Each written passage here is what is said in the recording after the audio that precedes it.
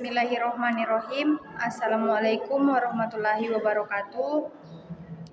Baiklah, pada kesempatan kali ini saya Nayunda Syifa Pamaleri dengan NIM 2304040001 dari kelas Akuntansi Syariah 1A akan mempresentasikan sejarah pemikiran ekonomi Islam Ibnu Khaldun. Oke, di sini kita akan membahas yang pertama sejarah, yang kedua teori. Di teori terdiri dari teori produksi, teori nilai uang dan harga, yang ketiga teori distribusi, dan yang keempat teori siklus. Baiklah, yang pertama sejarah pemikiran ekonomi Islam Ibnu Khaldun. Ibnu Khaldun bernama lengkap Abdurrahman Abu Zaid Waliuddin. Ibnu Khaldun lahir di Tunisia pada tahun 732 Hijriah atau bertepatan dengan 27 Mei 1332 Masehi. Keluarga Ibnu Khaldun yang berasal dari Hadramaut, Yaman. Ini terkenal sebagai keluarga yang berpengetahuan luas dan berpangkat, serta menduduki sebagai jabatan tinggi kenegaraan.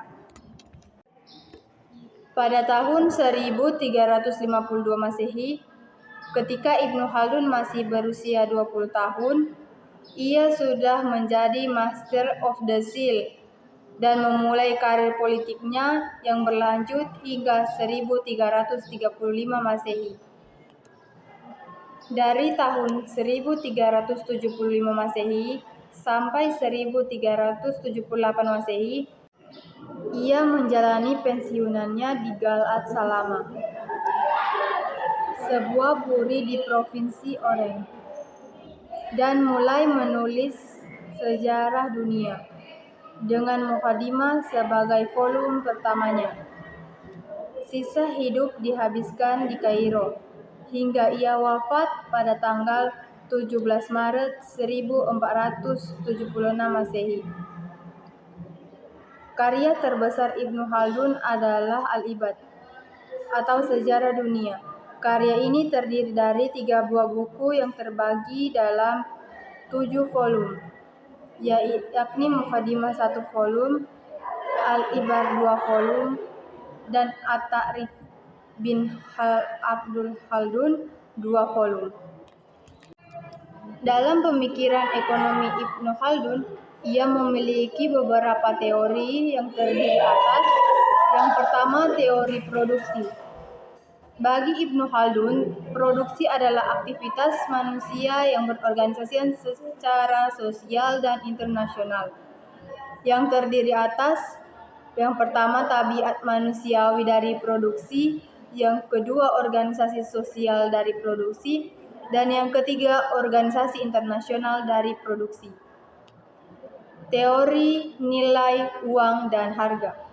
Yang pertama, teori nilai. Bagi Ibnu Khaldun, nilai suatu produk sama dengan jumlah tenaga kerja yang dikandungnya. Yang kedua, teori uang. Menurut Ibnu Khaldun, uang tidak terlalu identik dengan kesejahteraan, tetapi hanya alat di mana kesejahteraan akan diraih.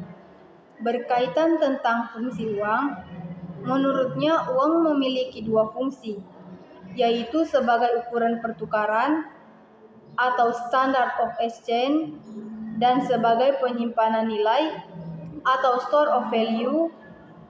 Bagi Ibnu Khaldun, 2 logam emas dan perak adalah ukuran nilai semua akumulasi modal.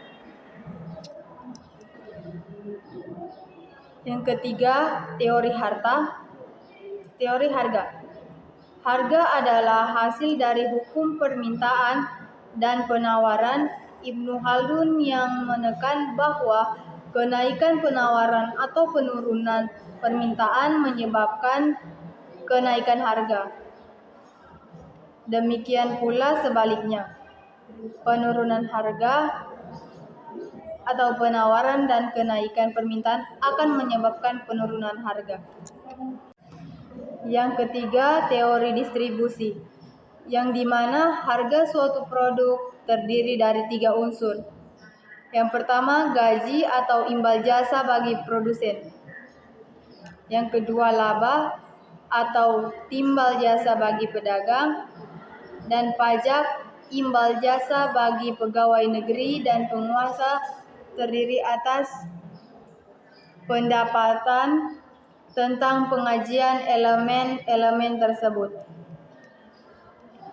Harga imbal jasa dari setiap unsur ini dengan sendirinya ditentukan oleh hukum permintaan dan penawaran.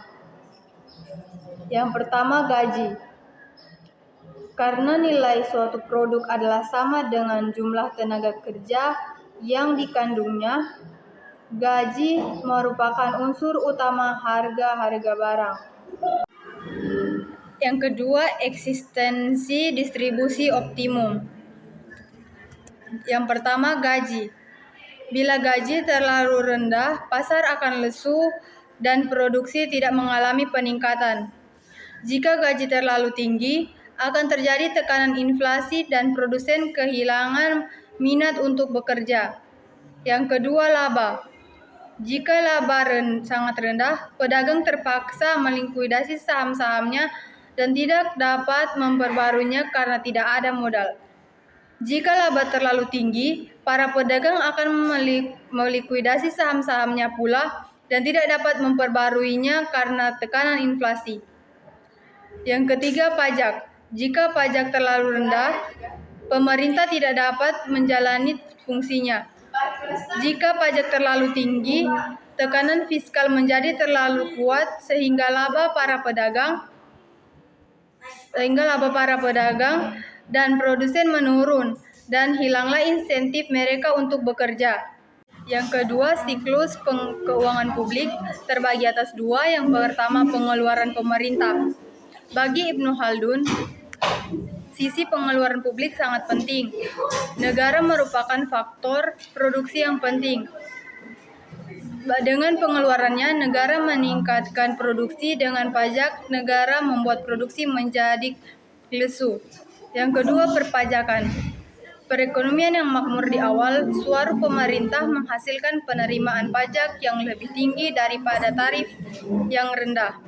Sementara perekonomian yang mengalami depresi akan menghasilkan penerimaan pajak yang lebih rendah dan tarif yang lebih tinggi. Oleh karena itu, Ibnu Khaldun mengajukan keadilan dalam perpajakan. Pajak yang adil sangat berpengaruh terhadap kemakmuran suatu negara.